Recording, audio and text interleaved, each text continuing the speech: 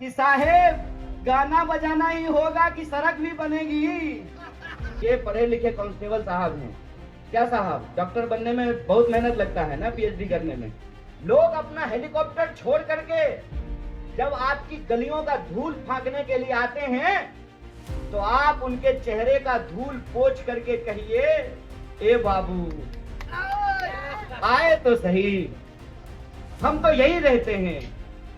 रे भैया, तुमसे ही गली तो बन नहीं रहा है, तुमसे नाला तो बन नहीं रहा है, रोड तो तुमसे बन नहीं रहा है, और तुम ईश्वर बचाने के लिए आए हो कि अगर हमने कोई गलती की है तो इसी पुस्ता रोड पे खड़ा करके मुझे फांसी पे चढ़ा दो कि 10 साल में तुम्हारे खाते में 28 करोड़ रुपया पहुंच गया, इस एरिया में रहने वाले लोगों के खाते में 15 लाख रुपया क्यों नहीं पहुंचा?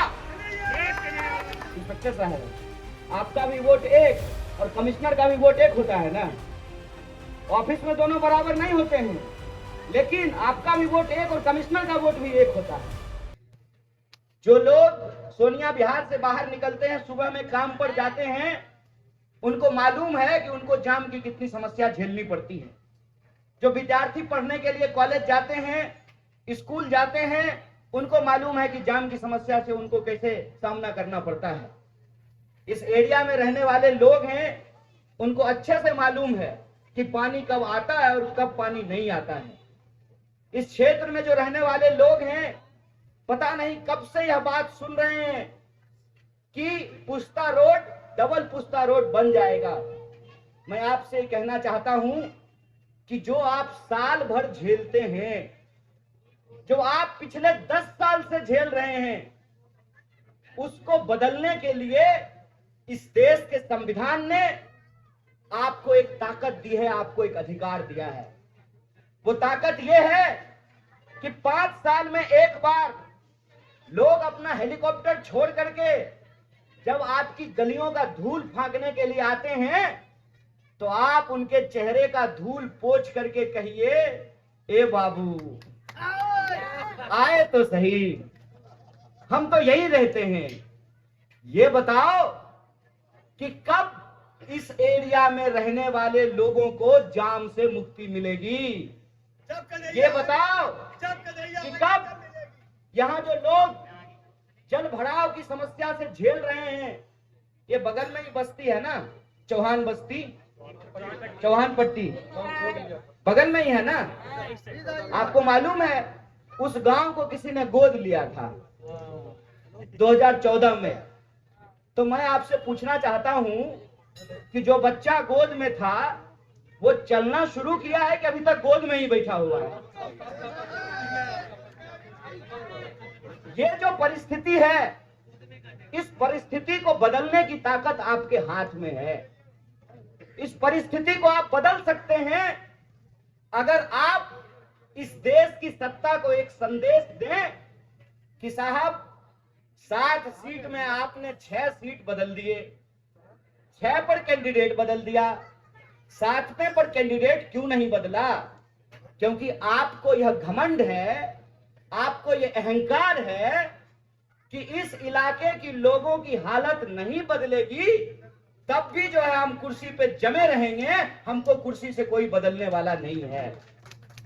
इसीलिए मैं आपके बीच वोट मांगने से पहले यह कहने के लिए आया हूं, वोट देना या नहीं देना आपका अधिकार है, लेकिन अगर पिछले 10 साल से आप जिन समस्याओं से जूझ रहे हैं, उनसे अगर आप मुक्ति चाहते हैं, आप चाहते हैं कि हम एक ऐसे विकल्प को चुने जिसने गरीबी किताब में नहीं पढ़ी है। हम बिहार के लोग हैं, हम सपनों को सजाने के लिए, अपना भविष्य बनाने के लिए घर बार छोड़ करके दिल्ली आते हैं। मैं 2009 में उत्तर पूर्वी दिल्ली में जो तिमारपुर विधानसभा है, वहां के नेहरू विहार में रहने के लिए आया था कि नौकरी मिलेगी, अच्छा पक्का मकान बनाएंगे, बढ़िया ब्याह शादी होगा, बाल बच्चा होगा, वंश का नाम आगे बढ़ाएंगे। स्थिति ये है कि हमने पढ़ाई लिखाई की, ट्यूशन पढ़ा करके हमने अपनी पढ़ाई की, और जब पीएचडी करने के लिए पहुंचे तो हमने देखा कि धीरे धीरे इस देश का इतिहास और इस देश की संस्कृति को बदलने की कोशिश की जा रही है। मेरा एक सीधा सवाल है आपसे। मेरा नाम कन्हैया है, मिथिला की भूमि पे जन्म हुआ, जो माता जानकी की जन्मभूमि है।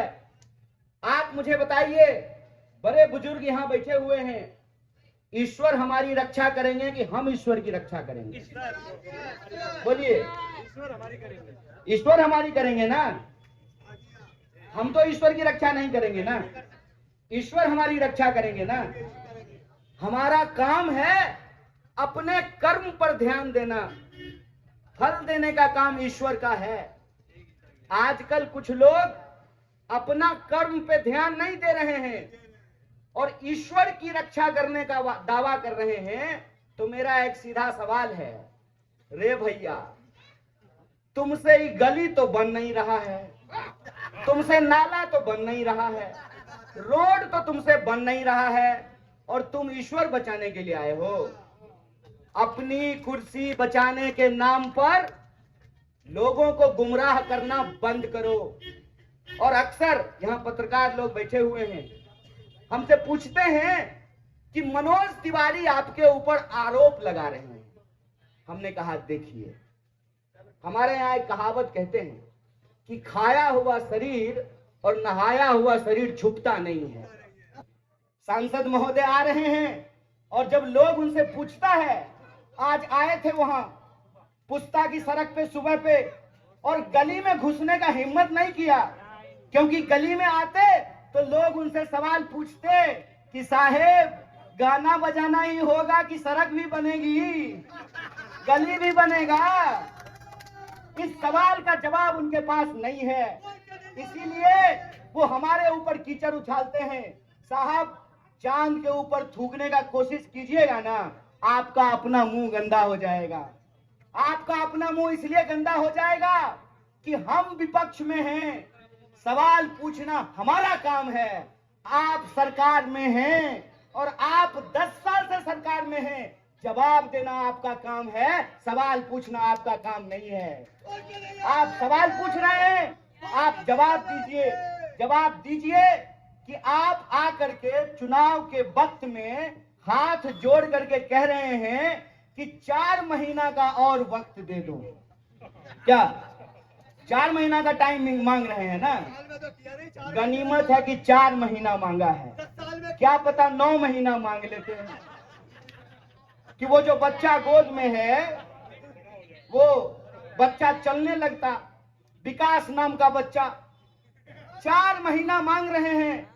तो आप तय कीजिए कि जो आदमी 10 साल में डबल पुस्ता नहीं बनाया, जो आदमी 10 साल में अपने नाम का एक पत्थर नहीं लगाया, जो आदमी 10 साल में एक स्कूल नहीं बनाया, जो आदमी 10 साल में एक अस्पताल नहीं बनाया, आपको लगता है कि 4 महीना उसको मौका दे दीजिएगा तो कुछ करेगा?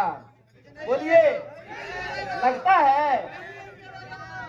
तो फिर से गुमराह होंगे हम लोग, फिर से गुमराह करने की कोशिश करेंगे कोई। इसीलिए हम आपसे कहने के लिए आए हैं कि हम आपसे वोट मांगने नहीं आए हैं। हम सिर्फ आपसे ये कहने के लिए आए हैं कि मैं एमपी कैंडिडेट नहीं हूं, आपको एमपी कैंडिडेट बनना पड़ेगा।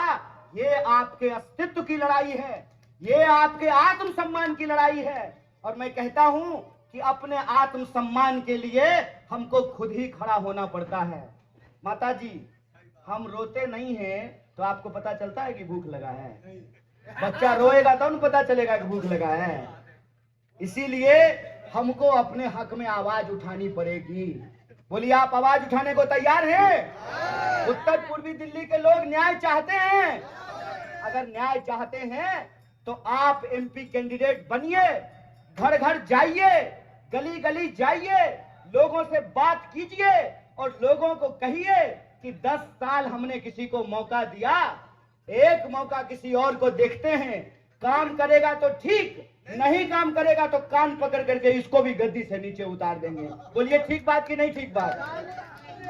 और अगर आप इसके लिए तैयार हैं तो एक बात मैं कहना चाहता हूं, जो नौजवान यहां पे सुन रहा है, सुन लो मेरे भाई, अगर आपके पास डिप्लोमा है और हमारी सरकार बनी तो हम 1 लाख की पहली नौकरी की गारंटी करते हैं।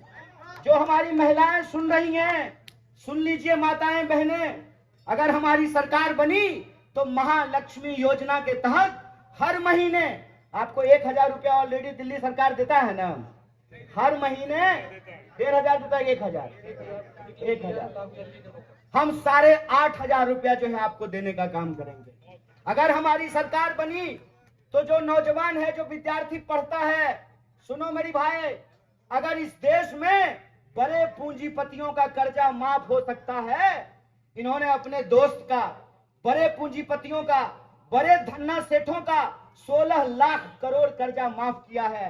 हम कहते हैं कि अगर इस देश में बड़े धन्ना सेठों का कर्जा माफ हो सकता है तो आपको किसानों का कर्जा भी माफ करना पड़ेगा, आपको विद्यार्थियों का कर्जा भी माफ करना पड़ेगा। जो विद्यार्थी लोन लेकर के पढ़ाई किया है उस तमाम लोन को हम जीरो करेंगे, उसका कर्जा माफ करेंगे। और कर्जा हम इसलिए माफ करेंगे कि कर्ज लेकर के बच्चा पढ़ता है, इंजीनियर बनता है, एमबीए करता है, लेकिन जब नौकरी ढूंढने के लिए जाता है तो उसको नौकरी नहीं मिलती है। तो हम विद्यार्थियों का कर्जा माफ करेंगे, तो हम नारी न्याय करेंगे, युवा न्याय करेंगे, किसान न्याय करेंगे, विद्यार्थियों के साथ न्याय करेंगे। और इस देश के अंदर रहने वाले जो 140 करोड़ लोग हैं, यह देश हम सबका है। यह देश जितना धनवानों का है उतना ही गरीबों का है। और चप्पल पहनने वाला गरीब का एक बच्चा आपसे वादा करता है कि हम अपना हक लेकर के रहेंगे। आप हमारी आवाज को ताकत दीजिए, संसद में आपकी आवाज गूंजेगी, संसद में आपकी मांग गूंजेगी और आपके हक और अधिकार के लिए अपने खून के आखिरी बूंद तक संघर्ष करेंगे। इसी आशा और उम्मीद के साथ कि इस बार आप बदलाव के पक्ष में काम करेंगे और उत्तर पूर्वी दिल्ली में बदलाव होकर के रहेगा।